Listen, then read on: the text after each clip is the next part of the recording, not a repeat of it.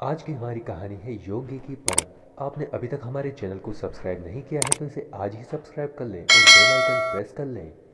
राधेश्याम जी पेशे से एक अध्यापक थे और एक ब्राह्मण परिवार में उनका जन्म हुआ था। वो एक मध्यम वर्गीय परिवार से संबंध रखते थे। उनके परिवार में उनकी पत्नी और उनकी एक बेटी थी। अध्यापक होने के साथ साथ राधेश्याम जी एक पंडित के रूप में भी कार्य करते थे। उनका नाम दूर दूर तक विख्यात था। राधेश्याम जी बड़े ही विनम्र स्वभाव के व्यक्ति थे और बहुत ही खुददार थे। वो चाहते थे कि जीवन में कुछ ऐसा काम कर जाए जिसकी वजह से सब उन्हें मरने के बाद भी याद रखें। वो अपने स्वाभिमान से कभी समझौता नहीं करते थे और हमेशा सच का ही साथ देते थे। अपने विद्यार्थियों को भी वो यही सिखाते थे कि कभी किसी गलत मार्ग पर मत जाओ।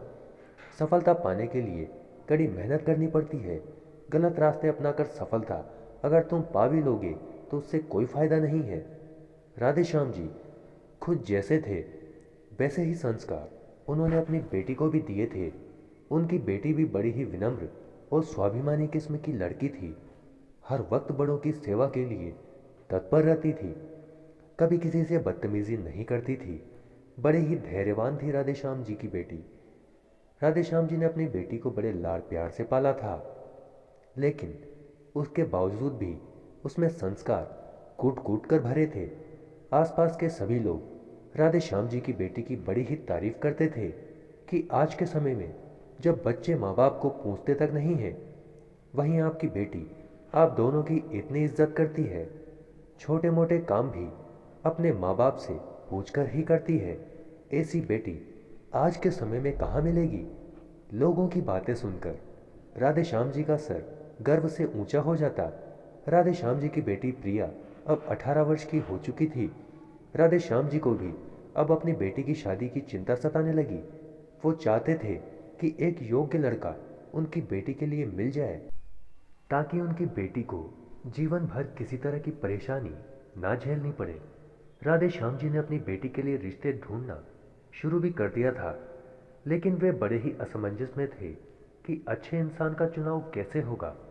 काफ़ी दिनों तक उन्होंने लड़के ढूंढने का काम चालू रखा, लेकिन उनकी नज़र में ऐसा कोई लड़का उन्हें नहीं मिला जो उनकी बेटी के लिए योग्य हो। एक दिन राधे श्याम जी स्कूल से वापस आने के बाद कुछ सोचते हुए पलंग पर लेटे हुए थे। तभी उनके मन में विचार आया, क्यों न मैं अपने पढ़ाए हुए विद्यार्थियों में से ही किसी एक का चयन मेरी बेटी के लिए वर के रूप में करूं। उन्होंने अपने द्वारा पढ़ाए गए सारे विद्यार्थियों को अपने पास बुलाया और उनसे कहा, मुझे अपनी बेटी की शादी के लिए कुछ चीज़ों की आवश्यकता है। आप सभी उन चीज़ों को किसी भी तरह से एकत्रित करें, चाहे आपको उसके लिए कुछ भी करना पड़े। राधेश्याम जी के सारे विद्यार्थी शादी में जिन जिन चीज़ों की आवश्यकता थी उन सभी चीज़ों को एकत्रित करने में जुट गए। जब सभी चीज़ें इकट्ठी हो गई तो उन्होंने अपने गुरुदेव राधेश्याम जी से कहा, आपके बताए अनुसार सभी चीज़ें एकत्रित कर ली गई हैं। राधेश्याम जी ने देखा कि उन सभी में से एक विद्यार्थी इन सभी कामों में बिल्कुल भाग नहीं ले रहा था। राधेश्याम जी ने उससे पूछा तो उसने कहा, गुरुदेव आपने कहा है कि शादी के लिए जिन चीज़ों की आवश्यकता है उन्हें इकट्ठा करें, लेकिन इसके लिए गलत काम भी करना पड़ेगा। हो सकता है हमें चोरी भी करनी पड़े। इसके लिए मेरी अंतरात्मा मुझे इजाज़त नहीं देती। इस वजह से मैं यहाँ पर चुपचाप बैठा हूँ। राधेश्याम जी उस विद्यार्थी की बात सुनकर बड़े ही खुश हुए, क्योंकि उन्हें वो योग्य लड़का मिल गया था जो वो अपनी बेटी के लिए चाह रहे थे। क्योंकि बाकी के सभी विद्यार्थी उनके बताए अनुसार सभी चीज़ें कोई चुरा कर, कोई उठाकर, कोई ज़बरदस्ती किसी भी तरह से ले आया था, जो कि बिल्कुल गलत था। उन्होंने अपने सारे विद्यार्थियों को समझाया कि चाहे कोई आपको देख रहा हो या नहीं देख रहा हो, लेकिन आपकी अंतरात्मा आपको हर क्षण देख रही होती है। इसलिए कभी कोई गलत काम मत करो जिसकी वजह से आपको खुद से नजरें चुरानी पड़े। वो जहाँ जहाँ से भी चीज़ों को लेकर आए थे वापस वहाँ पर छोड़ आए। अब राधेश्याम जी को अपनी बेटी के लिए एक सही लड़का मिल चुका था और इसके साथ साथ उन्होंने अपने विद्यार्थियों को भी एक अच्छी चीज़ सिखाई।